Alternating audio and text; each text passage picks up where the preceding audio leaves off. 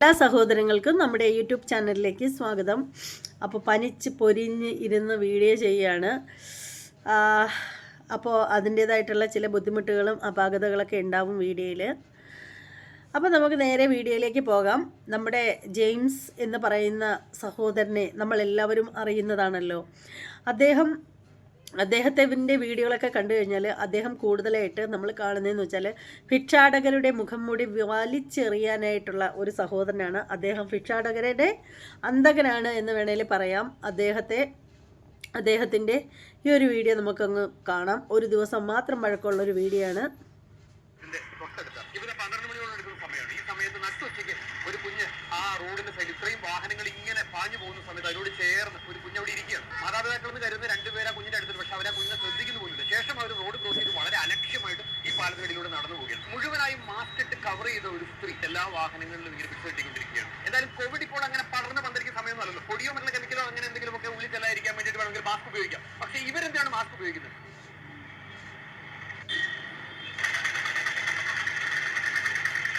Mask ഒക്കെ ഒന്ന് മാറ്റിക്കേ, ഇത് കാണണ്ടേ? மாஸ்க் மாட்டிக்க இது காண்ட தமிழா கேரளாவில் பிக்ஷாடன முடியாது. ஆனா இங்க பிக்ஷை தின்றது தப்பு. ஆனா தெரியுமா, இங்க இருந்து நிறைய குழந்தைகளை காணாத போச்சு. அம்மாவோட பேர் என்ன? ஹிந்தியா? ஹிந்தி மலையாளம் அறிയോ? திருப்பதியா? அப்ப தமிழ் தெரியும்? தமிழ் தெரியும். ஏன் தமிழ் பேசாம என்கிட்ட ஹிந்தி பேசுறது? ஏன் மலையாளம் தெரியுமா? மக்கள் எல்லாம் எங்க இருக்கு? குழந்தைங்க எல்லாம் எங்க இருக்கு? குழந்தைங்க எல்லாம் எங்க இருக்கு? மாலும் இப்பதான் நீங்க சொன்ன திருப்பதி சொன்னேன். ஏன் திருப்பதி சொன்னது இப்ப ஹிந்தி சொல்றது? ஏன் நீங்க தமிழா? நீங்க தமிழா? ஒரு நிமிஷம் ஒரு நிமிஷம் ஒரு நிமிஷம் நில்லுங்க நில்லுங்க. இங்க ஐயா ஐயா இங்க பிக்சர் முடியாது. உங்களுக்கு தெரியாது அது? இங்க பிக்சர் தப்பு. கேரளாவில் பிக்சர் தப்பு. கேரளாவில் பிக்சர் தப்பு. முடியாதுங்க. பிக்சர் பண்ற முடியாதுங்க. உங்களோட ஃபேமிலில எங்க இருக்கு?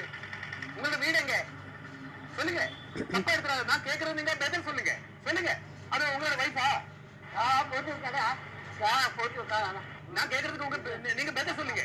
பிக்சர் நீங்க முடியாது. இந்த கார்ல எல்லாம் நீங்க இப்படி பிக்சர் இருந்தா எப்படி முடியும்? ஆளுங்களுக்கு அது பத்தாது. பிக்சர் பண்றது இங்க பத்தாது. ஓகே, உங்களுக்கு போகணுமா?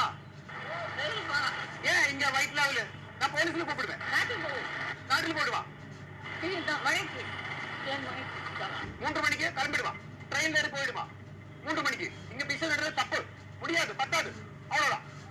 நீங்க ட்ரெயின்ல டிக்கெட் எடுத்து இங்க ஊர் விட்டு போயிடுங்க, கிளம்பிடுங்க. புரிஞ்சுதா? இங்க முடியாது. இல்லன்னா நான் போலீஸ்ல கூப்பிடுவேன். போலீஸ் கூப்பிடட்டுமா? நான் போலீஸ்ல கூப்பிடட்டுமா? நாட்டுக்கு இன்னைக்கு போறோம். கேரளாவில் பத்தாது. யாரு எங்க இருக்கிறது? இல்ல ஒராளே விட மாட்டேன். எல்லாரும் முடிச்சிடும். ஓகே, நாட்டுக்கு போயிடு. இப்ப நீங்க தமிழ் நல்லா அழகா பேசிட்டு இருக்கீங்க என்கிட்ட. இதுக்கு முன்னாடி நீங்க ஹிந்தி என்கிட்ட பேசு. ஏன் நீங்க தமிழ் அம்மா இல்லையா? நாங்க மலையாளிங்க. இதுக்கு என்ன பேர் சொல்லு தெரியுமா? உடாய்ப்பு சொல்லு. உடாய்ப்பு. நீங்க உடாய்ப்பு நம்ம கிட்ட பண்ண வேண்டாம். புரிஞ்சுதா? இங்க பிக்சார முடியாது. போங்க. ஏதாவது ட்ரெயின்ல ஏறி தமிழ்நாட்டுக்கு போங்க. இல்லன்னா இங்க என்ன ஏதாவது வேலை செய்யணும். இங்க பிக்சார முடியாது. கிளம்பிடுவா, നാட்டுக்கு പോയിടുവാ. എടപ്പള്ളിയിൽ பார்க்க വേണ്ട, എங்கே பார்க்க വേണ്ട, പോയിടണം. ഇന്നലെ ഒരു തള്ളക്ക് ഇവിടെ സുഖമില്ലാണ്ട് ഇവിടെ വന്ന് കിടക്കണായിരുന്നു, പനിയൊക്കെ പിടിച്ച്. ആ ഇവരുടെ കൂട്ടത്തിൽ നിന്നുള്ള ഒരു പ്രായമുള്ള പുള്ളി തൊങ്ങിക്ക് വന്നിട്ട് കാലൊക്കെ കെട്ടി പുള്ളി ഇവരെ പിടിച്ചിരിപ്പിക്കാൻ വിറക്കണക്കെന്റെ പുള്ളി. ഇവർക്ക് തീരെ വയ്യാനിക്കാൻ പറ്റുള്ള ഇവർക്ക്. കുറച്ച് കഴിഞ്ഞപ്പോ പുള്ളി പോയിട്ട് പിന്നെ വന്നത് വേറൊരു വേഷത്തില്ല. ടിപ്പ് ടോപ്പായിട്ട് വന്നിട്ട് ഒരു പുള്ളിയെ കണ്ട പിച്ചക്കാരെന്ന് പറയില്ല. അത് ഇവരെ എടുത്തോണ്ട് പോയി നേരെ ഹോസ്പിറ്റലിലേക്ക് കൊണ്ടുപോയി. വേറെ 3-4 പേരുണ്ടായിരുന്നു ഇവരുടെ കൂടെ. പൊങ്ങലും ഇങ്ങനെ നടന്നുകൊണ്ടിരുന്ന പുള്ളിയാ. പിന്നെ പുള്ളി വന്നത് ടിപ്പ് ടോപ്പിലാ വന്നത്. ആളെ എടുത്തിട്ട് നേരെ ഹോസ്പിറ്റലിലേക്ക് വയ്യാതായി കഴിഞ്ഞപ്പോ ഭിക്ഷക്കാരൻ മടങ്ങിപ്പോയി. സ്റ്റാൻഡേർഡായിട്ട് വേറെ ആളായിട്ട് വന്നു. 3-4 പേരായിട്ട് വന്നിട്ട് അവര് നല്ല ടിപ്പ് ടോപ്പായിട്ട് ആളുകളായിട്ട് വന്നു പോയി. ഇതേ വ്യക്തി തന്നെയാണ്. ഇതേ സെയിം ആളാണ്. ഞാൻ കാണിച്ച ഒരാളാണ്. നമ്മളിവിടെ കണ്ടാണ് ഒരുപാട് പേര് ഇവിടെ ഭിക്ഷയാചിക്കുന്നു. ഈ ഭിക്ഷയാചിക്കുന്നവർ ഈ ചൂടൊക്കെ അടിച്ച് ടയേർഡായിട്ട് പ്രായത്തിൽ മുതിർന്ന സ്ത്രീകളൊക്കെ ഉണ്ട്. ഇവരൊക്കെ മാസം ശമ്പളക്കാരാണ് എന്നുള്ളത് നമുക്ക് പറയാതിരിക്കാനാവില്ല. ഇത് ചില്ലറ മാഫിയൊന്നുമല്ല. ഇതിന് പിന്നിൽ വൻ സംഘങ്ങൾ തന്നെയുണ്ട്. ഒരുപാട് കഷ്ടപ്പെട്ടാണ് ഞങ്ങൾ പോലീസിന്റെ സഹായത്തോടു കൂടി ആ കുഞ്ഞുങ്ങളെ CWCയിൽ എത്തിച്ചത്. CWC CWC ചെയർപേഴ്സൺ കുഞ്ഞുങ്ങളെ സ്നേഹിതയിലേക്ക് അയച്ചു. അന്ന് രാത്രി സ്നേഹിതയിൽ കുഞ്ഞുങ്ങളുടെ അമ്മമാരെന്ന് അവകാശപ്പെടുന്നവരും അവരുടെ ഭർത്താക്കന്മാരെന്ന് പറയുന്നവരും രാത്രി ഏറെ വൈകി അവിടെ വന്ന് ഒരുപാട് പ്രശ്നങ്ങൾ ഉണ്ടാക്കി. അങ്ങനെ CWC ചെയർപേഴ്സൺ ഇടപെട്ട് വീണ്ടും രാത്രിയിൽ പോലീസ് അവിടെ എത്തുകയാണ്. പിന്നീട് നടന്ന സംഭവങ്ങൾ എന്തൊക്കെയാണെന്നുള്ളത് ചെയർപേഴ്സന്റെ വാക്കുകളിലൂടെ ഇന്നത്തെ വാർത്തയിൽ നമുക്ക് കൃത്യമായി അറിയാം. ഒട്ടനവധി പ്രേക്ഷകരാണ് ഞങ്ങളുമായി ബന്ധപ്പെട്ടത്. ആ കുഞ്ഞുങ്ങളുടെ മാതാപിതാക്കൾ അവർ തന്നെയാണോ എന്നുള്ളത് DNA ടെസ്റ്റിലൂടെ മനസ്സിലാക്കണം എന്ന് പറഞ്ഞ് ഒരുപാട് പേർ വിളിച്ചു. 2 കുട്ടികൾ 3 വയസ്സ്, ഒരു കുട്ടി 9 വയസ്സ്. നമ്മളൊരു വലിയ ഭിക്ഷാടക സമൂഹത്തെയാണ് ഓടിച്ചത്. പക്ഷെ ഇവർക്ക് എന്തെങ്കിലും ഒരു ഒരുക്കമുണ്ടോ എന്ന് നോക്കിക്കേ. ഇവർ വീണ്ടും യഥേഷ്ടം ഇതിങ്ങനെ തുടർന്നുകൊണ്ടിരിക്കുകയാണ്. പ്രധാനപ്പെട്ട വാർത്തയിലേക്ക് പോകുന്നതിന് മുൻപ് നടുക്കുന്ന ചില കാഴ്ചകൾ കാണാം.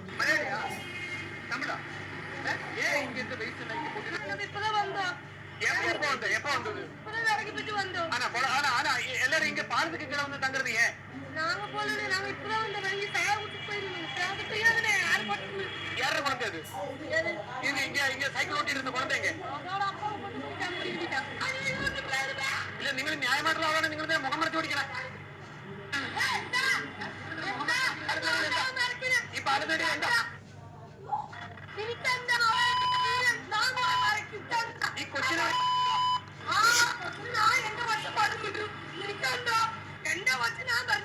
നിന്റെ കൊച്ചിന് നീ എന്ത് ചെയ്യോ? എന്നാ നീ ഒന്ന് ചെയ്തേ കണ്ടേ.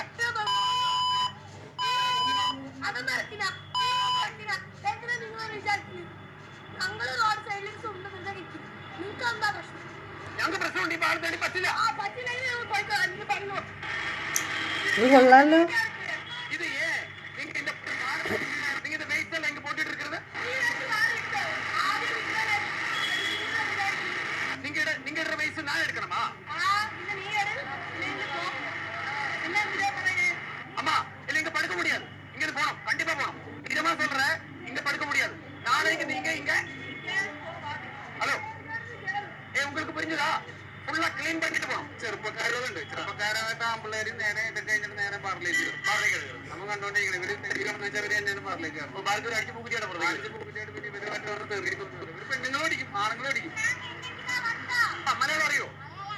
അവർക്ക് അറിയണ്ട. ഞങ്ങളുടെ പിന്നെ ബൈക്കിൽ ഞാനെന്റെ ബൈക്കിൽ ഇപ്പഴായ പിന്നെ തലയിലെ നിങ്ങളുടെ യൂട്യൂബ് ചാനലൊക്കെ അവർക്ക് അറിയാം. നിനക്ക് അറിയാറാ? എനിക്ക് മനസ്സിലായില്ലേ. TV നേടിക്കാനുള്ള ചാനൽ അവർക്ക് അറിയാം. ഞാൻ ബൈക്ക് കൊണ്ടുവന്ന് നിർത്തി ഹെൽമെറ്റ് പോലും എടുത്തില്ല. അതിന് മുന്നേ തന്നെ അവിടെ ഇരിക്കുന്ന സ്ത്രീ എന്നെ ജഡ്ജ് ചെയ്യുക. അവർ നേരെ തന്നെ തൊട്ടടുത്തിരിക്കുന്നവനെ തോണ്ടി വിളിക്കുന്നു. ഉടനെ തന്നെ അവൻ ഫോൺ എടുത്തിട്ട് വളരെ ഫോൺ വിളിക്കുകയാണ്. വളരെ ക്രൂരമായ രീതിയിൽ വളരെ ചൂടായിട്ട് അവൻ സംസാരിക്കുകയാണ്. നമ്മളെ സ്ഥിരമായിട്ട് അറ്റാക്ക് ചെയ്യുന്ന അയാൾ വന്നിട്ടുണ്ട്, എത്രയും പെട്ടെന്ന് ഇവിടെ എത്തുക എന്നൊക്കെ പറഞ്ഞു. ഇവൻ എന്തൊക്കെയോ തമിഴും മലയാളവും ഒക്കെ ചേർത്ത് എന്തൊക്കെയോ വിളിച്ചു പറഞ്ഞുകൊണ്ടിരിക്കുകയാണ്. എന്റെ മുഖം കണ്ട നിമിഷം അവൻ എന്നെ ആ കിടന്ന കിടപ്പിൽ എന്നെ കൈ നീട്ടി എന്നെ ചീത്ത വിളിക്കുകയാണ്. അപ്പൊ ഇവന്റെ മുടിയൊക്കെ ഹെയർ സ്റ്റൈലൊക്കെ ഇവൻ ഒരു മഞ്ഞ കളറൊക്കെ അടിച്ചിട്ടുണ്ട്. ഇവൻ അശ്ലീല വാക്കുകൾ തെറിവാക്കുകൾ അവിടെ നിന്ന് എന്നെ ഉച്ചത്തിൽ വിളിക്കുകയാണ്. എന്നെ ബാക്കി വെച്ചക്കൂടെ എന്നൊക്കെ. നിന്റെ TV 19 അവൻ കണ്ടിട്ടുണ്ടെന്ന് അവനോട് പറഞ്ഞ എന്റെ ഫോട്ടോയും എന്റെ വീഡിയോയും ഇവരുടെ എല്ലാവരുടെയും മൊബൈലുകളിലുണ്ട്. എന്നെ കണ്ട നിമിഷം തന്നെ അവരുടെ സ്മാർട്ട് ഫോണിന്റെ ലോക്ക് മാറ്റി അതിൽ നിന്ന് എന്റെ ഫോട്ടോയും വീഡിയോയും അവർ കാണുകയും അടുത്തിരിക്കുന്ന ആൾക്ക് കാണിച്ചു കൊടുക്കുകയും ചെയ്യുകയാണ്. ഞാൻ വളരെ പെട്ടെന്ന് ട്രാഫിക്കിൽ നിൽക്കുന്ന പോലീസുകാരെ വിളിച്ചു. എന്നെ ഒന്ന് സഹായിക്കാമോ എന്ന് ഞാൻ ചോദിച്ചു. അവരോടി വന്നുകൊണ്ടാണ് അവൻ എന്നെ കൈവെക്കാത്തത്. നിങ്ങളുടെ സഹായം എനിക്ക് ഉണ്ടാകുമോ എന്ന് ചോദിച്ചു. അപ്പൊ എന്നോട് പറഞ്ഞു ധൈര്യമായിട്ട് പോയിക്കോ, ഒരാളും തൊടില്ല എന്ന് പറഞ്ഞു. അതുകൊണ്ടാണ് ഞാൻ ഇങ്ങോട്ട് വന്നത്. അല്ലെ കഴിഞ്ഞ ദിവസം പിച്ചാടാതെ എനിക്ക് അടിയിട്ടി. ഇനി എന്തായാലും അടിമടിക്കാൻ എനിക്ക് താല്പര്യമില്ല. ഇവരെ പോലുള്ള ആളുകൾ ഇവിടെ വരുന്നവർ തള്ളിയിടുന്നതാണ്. എത്രയോ നീറ്റായിട്ട് കിടക്കുന്ന എത്രയോ വൃത്തിയുള്ള സ്ഥലമാണിത്. ഈ സ്ഥലം മുഴുവൻ ഈ പരുവത്തിലാക്കുന്ന ഇവരെ പോലുള്ള ആളുകളാണ്. അതുപോലെ ഇവരുടെ കൂടെ വരുന്ന കുഞ്ഞുങ്ങൾ, അവരുടെ സുരക്ഷ എന്ന് പറയുന്നത് നമുക്ക് ഒരു ഉറപ്പുമില്ല. ഞാനിവിടെ നിൽക്കുമ്പോൾ തന്നെ അവർ കുഞ്ഞുങ്ങളുടെ കാര്യത്തിൽ അവര് വളരെ കെയർലെസ് ആണ്. ഇങ്ങനെ ഒരു സംഭവം ഉണ്ട്. എന്റെ വണ്ടിയിൽ ഒരു ചേച്ചി കയറി.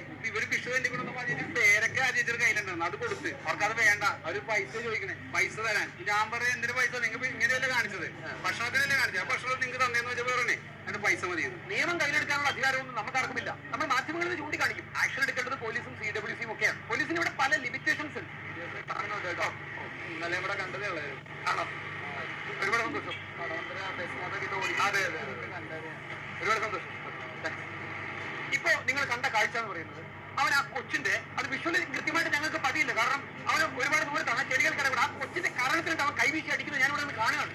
പക്ഷെ വിഷ്വൽ നമ്മുടെ ഇല്ല. എന്ത് പറയാൻ വേണ്ടി പറ്റും? ആ പെണ്ണ് അവൾ അവിടെ ഇരുന്നിട്ട് അവിടെ കിടക്കുന്ന കല്ലുകൾ എടുത്ത് പോലീസിന് നേരെ വലിച്ചെറിയുന്നു. ഏതെങ്കിലും വീട്ടിനുള്ളിൽ കയറി അവിടെ വളർന്ന കുഞ്ഞു പൈതങ്ങൾ എടുത്തുകൊണ്ട് ഇവർ പോകും. അത് കഴിയുമ്പോൾ ആ കുഞ്ഞിന്റെ അമ്മ അവർ നിലവിളിച്ച് കരയുന്ന ഈ കേരള സമൂഹം കണ്ണുനീരോടുകൂടി കാണും. പിന്നെ എല്ലാവരും പരിതപിക്കുകയാണ്. അയ്യോ ആ അമ്മയ്ക്ക് കുഞ്ഞിനെ നഷ്ടപ്പെട്ടല്ലോ, വളരെ കഷ്ടമായല്ലോ. ഇങ്ങനെ പരിതപിച്ചുകൊണ്ടിരിക്കും മലയാളികൾ. വളരെ നിസ്സാരമായ 4 വാക്കിൽ പറഞ്ഞ് അവസാനിപ്പിക്കാം. 10ന്റെ നയാ പൈസയോ ഒരു ഭക്ഷണമോ ഇവർക്ക് കൊടുക്കാതിരിക്കാമോ?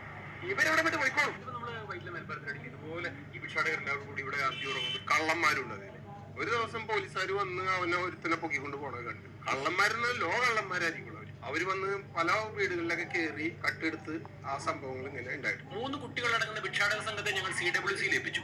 ആ കുട്ടികൾക്ക് എന്താണ് പിന്നീട് സംഭവിച്ചതെന്നുള്ളത് CWC ചെയർപേഴ്സന്റെ വാക്കുകളിലൂടെ നമുക്ക് കേൾക്കാം. അവരുടെ ഒരു ഭാഗത്തുനിന്ന് എന്താണ് എന്നുള്ളത് അറിയാൻ വേണ്ടി ഞാൻ ജസ്റ്റ് വിളിച്ചു. ഭാഗത്ത് ഇന്നലെ രാത്രി വേറെ പോയി കഴിഞ്ഞപ്പോഴത്തേക്കും രണ്ടുപേരുടെ ഭർത്താവും വന്ന് പിന്നെ കുറച്ച് പേരും വന്നിട്ട് അവിടെ കിടന്ന് ബഹളം ഉണ്ടായി. പിന്നെ ഞാൻ ഉടനെ പോലീസിനെ വിളിച്ചു. ശരി. പോലീസിനെ വിളിച്ചിട്ട് പോലീസ് രാത്രി അതിന്റെ പ്രഷറായിരുന്നു. ഇതിനെ വിളിച്ചിട്ട് അവര് പറഞ്ഞു ഞങ്ങൾ ഇവിടുന്ന് പോവുകയാണ്, ഞങ്ങൾ ഇവിടുന്ന് പോലീസ് സ്റ്റേഷനിൽ പറഞ്ഞു ഞങ്ങൾ ഇവിടെ നിൽക്കുന്നില്ല. അപ്പൊ അവർ ട്രെയിന് ബുക്ക് ചെയ്തു. ബാക്കിയുള്ള മെമ്പേഴ്സ് അവര് പറഞ്ഞു വെച്ചാൽ 7 മണിക്ക് ട്രെയിന് ബുക്ക് ചെയ്തു, ഇവരോട് സ്ഥലം വിടുവാണ്. കാണിച്ചു, അവർ എഴുതി തന്നു. ഞാൻ നിങ്ങളുടെ കുട്ടികളുമായിട്ട് ഞങ്ങൾ വരില്ല, ഞങ്ങൾ നാട്ടിലേക്ക് ഞങ്ങൾ പോവാണ്. പോലീസ് സാന്നിധ്യത്തിൽ വന്നു. അപ്പൊ അവരുടെ വന്നിട്ട് അവരെല്ലാം പറഞ്ഞ് വൈകുന്നേരം അവർ സ്ഥലം വിട്ടുവിടും. എന്തായാലും ജെയിംസ് അത് എടുത്ത് നല്ലൊരു സജഷൻ കാണിച്ചത് മറ്റുള്ളവർക്ക് മാതൃകയാണ്. വെച്ച് കഴിഞ്ഞാൽ നമ്മുടെ സിറ്റിയിൽ ഇങ്ങനെ ഈ സ്ട്രീറ്റിൽ ഞാൻ കിടക്കുന്നത് ശരിയല്ലല്ലോ. അവര് സ്ട്രീറ്റിൽ കിടന്നുള്ള ആന്റി സോഷ്യൽ ആക്ടിവിറ്റീസ് ഒക്കെ വരും. ഇതെല്ലാം ചെയ്തത് നല്ല കാര്യമാണ്. പോട്ടെ, കുഞ്ഞുങ്ങള് ബോധമില്ലാതെ ആ വിഷ്വൽ എഡിറ്റ് ചെയ്തപ്പോഴാണ് മനസ്സിലായത് അതിങ്ങനെ മറിഞ്ഞ് ബാക്കോട്ട് ഇങ്ങനെ തോളത്തുനിന്ന് ആ സ്ത്രീയുടെ പുറകോട്ട് മറിഞ്ഞു പോകുന്ന വിഷ്വലൊക്കെ എഡിറ്റ് ചെയ്തപ്പോഴത്തേക്കും മനസ്സിലാതെ പതിഞ്ഞത്. ചെയ്ത് നല്ല സ്റ്റെപ്സ് അല്ല നിങ്ങൾ ചെയ്ത്. ഞാനിപ്പോ എപ്പോഴും പറയാറുണ്ട്, ഇവിടെ ഇടയ്ക്കുന്ന നമ്മുടെ റെസ്ക്യൂ ഓഫീസേഴ്സ് പറയാറുണ്ട്. അപ്പൊ അവര് പിടിക്കാൻ ചെല്ലുമ്പോഴത്തേക്കും പിള്ളേർ ഓടിപ്പോകും. കസ്റ്റംസ് സൂപ്രണ്ടായി റിട്ടയർഡ് ആയ ജോസി ജോർജ് ആണ് നമ്മളൊപ്പം ചേരുന്നത്. TV19 കേരളക്കൊപ്പം എന്ന് പറഞ്ഞ് അദ്ദേഹം എന്നെ പലവട്ടം വിളിച്ചു. നമസ്കാരം. നമസ്കാരം. പല വാർത്തകളും ശ്രദ്ധിക്കാറുണ്ട്. കടന്നു പോണ വാർത്തകൾക്കെല്ലാം നല്ല ഫലമുണ്ടെങ്കിലും എന്റെ മനസ്സിനെ ഞെട്ടിച്ചു കളഞ്ഞ ഒരു വാർത്ത നിങ്ങൾ ചെയ്തു, ഭിക്ഷാടനത്തിന്റെ. അത് ഞാൻ ഭയങ്കരമായിട്ട് എനിക്ക് സങ്കടം വന്നു പോയി. കാരണം ഇപ്പൊ പറയുമ്പോൾ പോലും എന്റെ കണ്ണ് നിറയുന്നത്. ഒത്തിരി കുട്ടികളെ കട്ടുകൊണ്ട് വന്നിട്ടാണ് ഇവര് നമ്മുടെ മുമ്പിൽ കാണിച്ചിട്ട് ഭിക്ഷാടനം ചെയ്യുന്നത്. നിങ്ങൾ പോയി ആ കൂട്ടത്തിൽ പോയി കിടന്നുറങ്ങുകയും കണ്ടുപിടിക്കുകയും അതിന്റെ പുറകെ നടക്കുകയും ചെയ്തപ്പോൾ എനിക്ക് നിങ്ങളോടുള്ള പ്രാർത്ഥന വീണ്ടും കൂടി. നിങ്ങൾ ഇനിയും നമ്മുടെ നാടിന് വേണ്ടി നല്ല നല്ല നന്മകൾ ചെയ്യേണ്ടി വരും. ഞാൻ എപ്പോഴും ആരോ പറയുന്നത് കേട്ടു, നിങ്ങൾ ഇതൊക്കെ നിർത്തി പോകുന്നത്. അതിന്റെ കാര്യം എനിക്ക് മനസ്സിലായി. കാരണം വെച്ചാൽ നിങ്ങളുടെ TV-യിൽ പരസ്യമില്ല, ഒന്നുമില്ല. ഞങ്ങൾ പരസ്യങ്ങളൊന്നും ചെയ്യാറില്ല. കാരണം പരസ്യങ്ങൾ ചെയ്യുമ്പോൾ ചില താല്പര്യങ്ങളൊക്കെ ചിലപ്പോൾ നമ്മൾ വഴങ്ങേണ്ടി വരും. അതുകൊണ്ട് പരസ്യങ്ങൾക്കൊന്നും പിന്നാലെ ഞങ്ങൾ പോകാറില്ല. അപ്പൊ അങ്ങനെ വന്നു കഴിഞ്ഞാൽ ശരിക്കും നിങ്ങൾക്ക് സ്റ്റാഫും കാര്യങ്ങളൊക്കെ ഉള്ളതല്ലേ, എന്നാൽ കഴിയുന്ന ഒരു ചെറിയ സഹായം ചെയ്യട്ടെ എന്ന് ഞാൻ ആദ്യം ചോദിച്ചപ്പോ തന്നെ ജെയിംസ് വേണ്ടെന്ന് പറഞ്ഞു. അപ്പൊ അങ്ങനെ ഒരു മനുഷ്യനാന്ന് പറഞ്ഞു. ഒരു ചെറിയ ഒരു സംഭാവന. ജെയിംസിന് ഒരു പ്രത്യേക പ്രതിജ്ഞയുണ്ട്, കേരളത്തിൽ നിന്ന് ഭിക്ഷാടന നിർമ്മാർജ്ജനം ചെയ്യും. ആഗ്രഹമുണ്ട്, അത് നടക്കണം. ജെയിംസ് ദൈവം അനുഗ്രഹിക്കട്ടെ. ജെയിംസിന് ഇത് പിടിക്കണം. ഓക്കെ. ഈ വലിയ മനുഷ്യനിൽ നിന്നും 10,000 രൂപയുടെ ആദ്യ ചെക്ക് ഞാൻ കൈപ്പറ്റുകയാണ്. ജോസി ജോർജ് സാർ പലവട്ടം ഞങ്ങളുടെ ഓഫീസിലേക്ക് വിളിച്ചിട്ടുണ്ട്, എന്തെങ്കിലും സഹായം TV-19 ചെയ്യണമെന്ന് പറഞ്ഞു. പക്ഷെ ആദ്യമൊന്നും ഞാനത് താല്പര്യത്തിൽ എടുത്തില്ല. ഞാൻ അദ്ദേഹത്തോട് പറഞ്ഞു, ഓക്കെ അങ്ങയുടെ പ്രാർത്ഥന ഞങ്ങളൊപ്പം ഉണ്ടായാൽ മതി എന്ന് പറഞ്ഞു. അപ്പൊ അദ്ദേഹം പറഞ്ഞു, പ്രാർത്ഥന മാത്രം പോരാ, നിങ്ങൾ പ്രവർത്തിക്കുന്ന ആളല്ലേ, നിങ്ങളൊപ്പം നമ്മളും ഉണ്ടെന്ന് പറഞ്ഞ് നിർബന്ധിച്ച് അദ്ദേഹം നമ്മളോട് വരാൻ വേണ്ടി പറഞ്ഞു. എന്തായാലും ഒരുപാട് സന്തോഷം. എന്റെ ഈ സംഭാവന ചെറുതാണെങ്കിലും നമ്മുടെ ഈ TV-19 വളരെ വലുതാക്കണം. അതുപോലെ തന്നെ നന്മക്ക് വേണ്ടി ജീവിക്കുന്ന ഒരു മനുഷ്യന്റെ സാമ്പത്തിക ബുദ്ധിമുട്ട് വളരെയധികം കാഠിന്യമാണ്. അതുകൊണ്ട് നിങ്ങൾ മറ്റുള്ളവർ ചെറിയ ചെറിയ തുക തരുമായിരിക്കും, പല തുള്ളി ചേർന്നാണല്ലോ തിരുവള്ളമാകുന്നത്. അപ്പൊ അതുകൊണ്ട് നിങ്ങൾ സ്വീകരിക്കണം. നമുക്ക് ഈ ഭിക്ഷാടന നിർമ്മാർജ്ജനം കേരളത്തിൽ നിന്ന് നീക്കി ചെയ്യണം എന്ന് ഞാൻ അഭ്യർത്ഥിക്കുകയാണ്. ഒരുപാട് സന്തോഷം. ഇപ്പൊ തിരുവനന്തപുരത്ത് ഒരു കുഞ്ഞിനെ വെയിലും കൊണ്ട് ഭിക്ഷാടനോട് നടത്തുകയാണെന്നൊക്കെ പറയുമ്പോൾ പെട്ടെന്ന് നമ്മളിപ്പോ അവരോട് ഓക്കെ ആ കുഞ്ഞിന് വേണ്ടി ഞങ്ങൾ ആത്മാർത്ഥമായിട്ട് പ്രാർത്ഥിക്കാം എന്ന് പറയാൻ എന്നെ കൊണ്ട് തന്നെ ഒരിക്കലും ആവില്ല. എന്നെ സംബന്ധിച്ചിടത്തോളം എന്റെ പ്രാർത്ഥന എന്ന് പറയുന്നത് എന്റെ പ്രവൃത്തിയാണ്. എനിക്ക് എന്തെങ്കിലും അവിടെ പോയി ചെയ്യണമെന്നുണ്ടെങ്കിൽ നമ്മൾ ഇവിടുന്ന് വാഹനം എടുത്ത് കാറെടുത്ത് എറണാകുളത്ത് എത്തണമെന്നുണ്ടെങ്കിൽ നമുക്ക് അതിന്റെ ചെലവ്, നമ്മുടെ ടീം പോകണം, അതിന്റെ ചെലവുകളുണ്ട്. പക്ഷെ നമുക്ക് മുന്നോട്ട് പോകാൻ വേണ്ടി സാധിക്കുന്നില്ല. ഓൾമോസ്റ്റ് നമ്മുടെ TV-19 കേരള കൂട്ടിക്കെട്ടിന്റെ പക്കലെത്തി നിൽക്കുകയാണ്. ഇത് കേൾക്കുമ്പോൾ പക്ഷേ അതിലൊരു സന്തോഷമുണ്ടോ? എന്റെ ആഗ്രഹം എന്ന് പറയുന്നത് മുന്നോട്ട് തന്നെ പോകണമെന്നുള്ളതാണ്. പക്ഷെ പലപ്പോഴും നമ്മൾക്ക് എന്താ പ്രശ്നം വെച്ചാൽ ഈ കഴിഞ്ഞ വാർത്തകൾ പലരും കണ്ടിരിക്കുന്നത് ഫേസ്ബുക്കിൽ കൂടെ. ഏകദേശം 45 ലക്ഷം പേരോളം ഫേസ്ബുക്കിലാണ് കണ്ടത്. പക്ഷെ ഒരു സത്യം ആർക്കും അറിയില്ല. ഞങ്ങളുടെ ഫേസ്ബുക്ക് പേജ് മോണിറ്റൈസേഷൻ ആയതല്ല. ഇത് ആരോ ഒരാൾ യൂട്യൂബിൽ നിന്നും അത് ഡൗൺലോഡ് ചെയ്ത് ഫേസ്ബുക്കിൽ കൂടെ പ്രചരിപ്പിച്ചതാണ് പലരും കണ്ടിരിക്കുന്നത്. ഞങ്ങളുടെ വ്യൂ എന്ന് പറഞ്ഞാൽ ആകെ 2.5 മില്യൺ. ആ വ്യൂവിന്റെ റവന്യൂ മാത്രമാണ്. ബാക്കിയുള്ള ചെറുതായിട്ടാണെങ്കിൽ എന്തെങ്കിലും റവന്യൂ കിട്ടുന്നുണ്ടെങ്കിൽ അത് ആ ഫേസ്ബുക്കിന്റെ അത് ഡൗൺലോഡ് ചെയ്തിട്ട് ആൾക്കാണ് പോയേക്കുന്നത്. അത് കൃത്യമാണ്. ഞങ്ങൾ സൈബർ പോലീസിൽ പരാതി കൊടുത്തു. ആ പരാതി കൊടുത്തതിന്റെ റെസീറ്റ് നമ്മളിപ്പോ കാണിക്കുന്നുണ്ട്. നമസ്കാരം. നമ്മുടെ അപ്പോൾ എന്തായാലും ഞാൻ ഈ വീഡിയോ കാണിച്ചതെന്ന് വെച്ചാൽ ഇതുപോലെ നടക്കുന്ന കാര്യങ്ങളിലൊക്കെ പ്രതികരിക്കാൻ നമ്മളെക്കൊണ്ട് പറ്റുന്നില്ല എന്നുള്ളതാണ്. ശരിക്കും ഭയങ്കര വയ്യ. ശരിക്കും പറയുകയാണെങ്കിൽ നമ്മളെക്കൊണ്ട് ഇതുപോലെയൊക്കെയുള്ള ജെയിംസ് എന്ന് പറയുന്ന ഈ സഹോദരൻ ചെയ്യുന്ന ഈ ഒരു പ്രവൃത്തി എന്ന് വെച്ചാൽ ഒരുപാട് അദ്ദേഹം വെറുതെ നമ്മൾ പ്രശംസിച്ചിട്ടൊന്നും ഒരു കാര്യമില്ല. അദ്ദേഹത്തിന് വേണ്ടി നമ്മൾ പ്രാർത്ഥിക്കണം. കാരണം ഈ ഭിക്ഷാടന മാഫിയ എന്ന് പറഞ്ഞാൽ വളരെ വലുതാണ്. ഇവർ എന്ത് വേണേലും ചെയ്യാനുള്ള സാധ്യത ഒരുപാടാണ്. പക്ഷേ സ്വന്തം ജീവനും ആരോഗ്യവും ഒക്കെ മറന്നിട്ട് അദ്ദേഹം ഇതിൻ്റെ പിന്നിലേക്ക് പോയിരിക്കുന്നതിൽ അദ്ദേഹത്തിനെ നമ്മൾ വെറുതെ നിന്ന് സപ്പോർട്ട് ചെയ്തിട്ട് കാര്യമില്ല. നമ്മളെക്കൊണ്ട് എന്തെങ്കിലുമൊക്കെ സഹായിക്കാൻ പറ്റുകയാണെങ്കിൽ അദ്ദേഹത്തിന് സഹായങ്ങൾ കൊടുക്കാൻ സാധിക്കുന്നവർക്ക് കൊടുക്കുക. അതാണ് എനിക്ക് പറയാനുള്ളത്. പിന്നീട് പറയാനുള്ള ഒരു കാര്യം എന്ന് വെച്ചാൽ, ഒരുപാട് അച്ഛനമ്മമാർക്ക് കുഞ്ഞുങ്ങളെ നഷ്ടമാവുന്നുണ്ട് ഇതുപോലെയുള്ള നാറികൾ കാരണം. അപ്പോൾ നമ്മൾ നമ്മുടെ കുഞ്ഞുങ്ങളെ വളരെയധികം കെയർ ചെയ്യുക. പഠിക്കാൻ വിടുന്ന സമയത്താണെങ്കിലും വീട്ടിലുള്ള സമയത്താണെങ്കിലും കുഞ്ഞുമക്കളൊക്കെ കളിക്കാൻ പോകുന്ന സമയത്താണെങ്കിലും എപ്പോഴും നമ്മൾ ശ്രദ്ധിക്കുക. ഭിക്ഷാടന സംഘങ്ങൾ വീട്ടിൽ വന്നാൽ 1 രൂപ പോലും കൊടുക്കരുത്, വീട്ടിൽ അടുപ്പിക്കരുത് ഇവറ്റകളെ. സത്യം പറഞ്ഞാൽ ഞാൻ എൻ്റെ കാര്യം പറയുകയാണെങ്കിൽ ഈ ഭിക്ഷാടനത്തിനിരിക്കുന്ന ആളുകൾക്ക് ഞാൻ കൊടുക്കുമെന്ന് പറഞ്ഞാൽ, കാല് രണ്ടും ഇല്ലാത്ത ആളുകൾക്ക്, അല്ലെങ്കിൽ ഒരു കാല് മാത്രം ഉണ്ടായിട്ട് ജീവിക്കാൻ പറ്റാത്ത ഒരു സാഹചര്യത്തിലുള്ള ആളുകളെ കാണുമ്പോൾ നമുക്കറിയാം. അത്തരത്തിലുള്ള ആളുകൾക്ക് മാത്രമേ ഞാൻ ഭിക്ഷയായിട്ട് പൈസ കൊടുക്കാറുള്ളൂ. പിന്നെ ചില ആളുകളൊക്കെ ഉണ്ട്, അത് നമുക്ക് അറിയാം, വീട്ടിൽ ആരും നോക്കാനും കാണാനും ഒക്കെ ഇല്ലാണ്ട് നടക്കുന്ന ചില ആളുകളെ നമുക്ക് കാണുമ്പോൾ അറിയാനൊക്കും. ചിലർക്ക് മെൻ്റലി ആ ഒരു രീതിയിൽ നടക്കുന്ന ആളുകളുണ്ട്. അപ്പോൾ അവർക്കൊക്കെ ആണെങ്കിൽ എന്തെങ്കിലും കൊടുത്തു കഴിഞ്ഞാൽ, കാരണം അവർക്കൊന്നും എങ്ങും വർക്ക് ചെയ്യാനോ ഒന്നിനും ജോലിക്ക് പോകാനോ ഒന്നും പറ്റില്ല. പക്ഷേ എന്നെ സംബന്ധിച്ചിടത്തോളം ഒരു ചെറിയ കുട്ടിക്ക് ഞാൻ 1 രൂപ പോലും ഭിക്ഷ കൊടുക്കില്ല. കൊച്ചു കുട്ടികൾക്കൊന്നും ഞാൻ ഒരു 10ൻ്റെ പൈസ കൊടുക്കില്ല. കാര്യം ഈ കൊച്ചു കുട്ടികൾക്ക് പൈസയുടെ ആവശ്യമില്ല. ഈ കൊച്ചു കുട്ടികളെ ഭിക്ഷയ്ക്ക് അയക്കുന്നത് വലിയ ഒരു സംഘമാണ്. അവർ മാറി നിന്നിട്ടാണ് ഈ കൊച്ചു കുട്ടികളെയൊക്കെ, മുമ്പൊക്കെ നമ്മൾ കാണുന്ന ഒരു കാഴ്ചയായിരുന്നു സ്ഥിരമായിട്ട്, ഒരു ഇത്തിരി വലിയൊരു കുട്ടിയുടെ ഇടുപ്പത്ത് ഒരു ചെറിയ കുട്ടിയൊക്കെ വെച്ചിട്ട് വന്ന് കൈ നീട്ടുന്ന ഒരു കാഴ്ച. അതിപ്പോൾ വളരെ കുറവുണ്ട് കാണാനായിട്ട്. അങ്ങനെയൊന്നും വരുന്ന കേസുകൾക്ക് ഞാൻ 1 രൂപയിലും കൊടുക്കില്ല. പിന്നെ കുഞ്ഞുങ്ങളെ കയ്യിൽ വെച്ചിട്ട് അമ്മമാർ ഭിക്ഷ എടുക്കാൻ വരും, അവർക്ക് ഒന്നും 1 രൂപ പോലും ഞാൻ കൊടുക്കില്ല. കാര്യം എന്താണെന്ന് വെച്ചാൽ, ഇതെന്ന് പറഞ്ഞാൽ ഈ കുട്ടികളെ കാണിച്ചിട്ട് നമ്മുടെ പൈസ തട്ടുന്ന ഒരു പരിപാടിയാണ്. അങ്ങനെയുള്ളൊരു കേസ് കെട്ടുകൾക്ക് ഞാൻ പൈസ കൊടുക്കില്ല. പിന്നെ കൊടുക്കുന്നതെന്ന് പറഞ്ഞാൽ, ഞാൻ പറഞ്ഞില്ലേ, ഒട്ടും വയ്യാത്ത ആളുകൾക്ക്, അവശതയുള്ള ആളുകൾക്കൊക്കെ ആണെങ്കിൽ നമുക്ക് കാണുമ്പോൾ അറിയാനൊക്കും, അവർക്ക് മാത്രമേ ഞാൻ പൈസ കൊടുക്കുകയുള്ളൂ. പിന്നെ നിങ്ങളോടും പറയാനുള്ളൊരു കാര്യമെന്ന് വെച്ചാൽ, മാക്സിമം ഈ വർഗ്ഗങ്ങൾക്കൊന്നും കൊടുക്കാതിരിക്കുക. എന്താ, തമിഴ്നാട്ടിലുള്ളവർക്ക് അവിടെ ഇറങ്ങി തെണ്ടിക്കൂടെ? അവരെന്തിനാ കേരളത്തിലോട്ട് വരുന്നത്? ഓർത്ത് നോക്കൂ. അപ്പോൾ കിട്ടുന്നിടത്തേ വരാൻ പറ്റൂ. അപ്പോൾ നമ്മളും ഈ ജെയിംസ് എന്ന് പറയുന്ന സഹോദരനൊപ്പം നിൽക്കുക. അദ്ദേഹത്തിന് വേണ്ട സപ്പോർട്ടുകൾ നമ്മളെല്ലാവരും കൊടുക്കുക. പിന്നെ എന്താ പറയുക, ഈ വീഡിയോയെ കുറിച്ചിട്ടുള്ള നിങ്ങളുടെ അഭിപ്രായങ്ങളൊക്കെ നിങ്ങൾ താഴെ കമൻറ്റ് ബോക്സിൽ രേഖപ്പെടുത്തുക. പിന്നെ കുണൂജയുടെ ആളുകളുടെ പ്രാക്കാണെന്ന് തോന്നുന്നു. പനി